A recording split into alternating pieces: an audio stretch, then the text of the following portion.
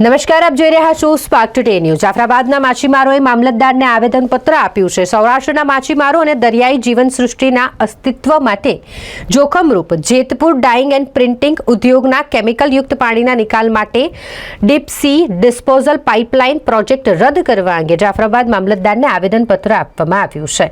સરકાર હંમેશા સાગર ખેડૂતના હિતને અને એના સર્વાંગી વિકાસને લઈને ચિંતિત રહ્યા છે તથા તેના ઉકેલ માટે હંમેશા સતત પ્રયત્ન કર્યા છે અને ત્યારે તેમણે આ મામલે રજૂઆત કરી છે। ગુજરાત હાઈકોર્ટ અને નેશનલ ગ્રીન ટ્રિબ્યુનલે ફેક્ટરીઓ દ્વારા ભાદર નદી તથા અમદાવાદની સાબરમતી નદીમાં કેમિકલયુક્ત પાણી નાખવાનું બંધ કરવાનો આદેશ કર્યા પછી સરકાર દ્વારા ઔદ્યોગિક કંપનીઓને આ કેમિકલયુક્ત પાણી પ્રોપર ટ્રીટ કરીને રીયુઝના આદેશ કરવાને બદલે આ કેમિકલ વેસ્ટ રાજ્યના સમુદ્રમાં નાખવા ડીપ સી ડિસ્પોઝેબલ પાઇપલાઇન પ્રોજેક્ટની પરવાનગી આપી છે। રાજ્યના માછીમાર પરિવારોની આજીવિકા સાથે સમગ્ર દરિયાઈ જીવસૃષ્ટિના અસ્તિત્વ ઉપર મોટો પ્રશ્નાર્થ ઊભો થયો છે। જેતપુર ખાતે 2000 ઉપરાંત ડાઇંગ એન્ડ પ્રિન્ટિંગ ઉદ્યોગ ફેક્ટરીઓ છે। આ તમામ ફેક્ટરીઓના કેમિકલ વેસ્ટ સમુદ્રમાં જતા સમગ્ર રાજ્યનો કાંઠા વિસ્તાર મત્સ્ય વિહોણો બની જશે તેમજ ખોરાકમાં ઉપયોગમાં લેવાતી માછલીઓ આ કેમિકલ વેસ્ટથી પ્રભાવિત થતા લાખો પરિવારો ભયંકર અસાધ્ય રોગોના પણ શિકાર બની શકે છે, જેના વિરોધમાં જાફરાબાદના માછીમારોએ બાઇક રેલી સાથે આવેદનપત્ર આપ્યું છે। મારું નામ હમીરભાઈ કંજીભાઈ સોલંકી, જાફરાબાદ કોળી સમાજ મોટી સેશન પ્રમુખ છું।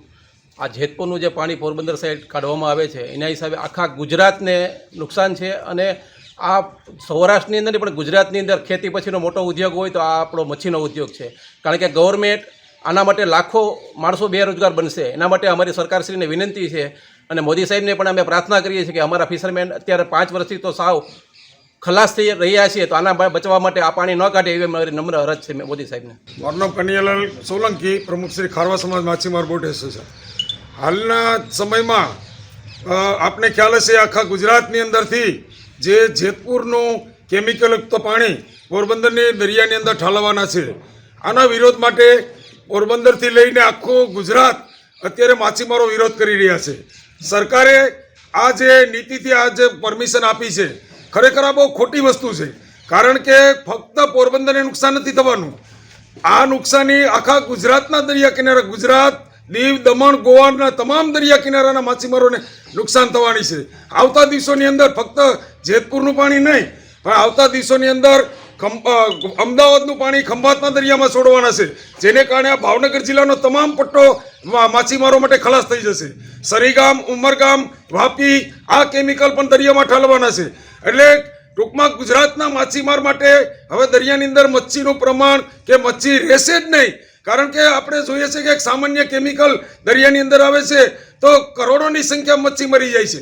તો અમારો ખરેખર આ ગુજરાત આખાનો સૂર એવો છે માછીમારોનો કે કોઈ પણ સંજોગોમાં પોરબંદરની અંદર જેતપુરની જે લાઈન ઠલવવાની છે કેમિકલની, આ કામ બંધ રહેવું જોઈએ, નહીતર આવતા દિવસોમાં અમે અમારા ધંધા રોજગાર બંધ રાખી, બોટો બંધ રાખીને પણ અમે સરકારની સામે ઘણા માંડીને બેસવાના છે। આ અમારો એક નિશ્ચય નિર્ણય છે અને અમે જાફરાબાદના તમામ હિન્દુ, મુસ્લિમ, કોળી, ખારવા સમાજ આ તમામ આ ગુજરાતનો જે વિરોધ છે એની સાથે અમે સામેલ છે અને સહમત છે।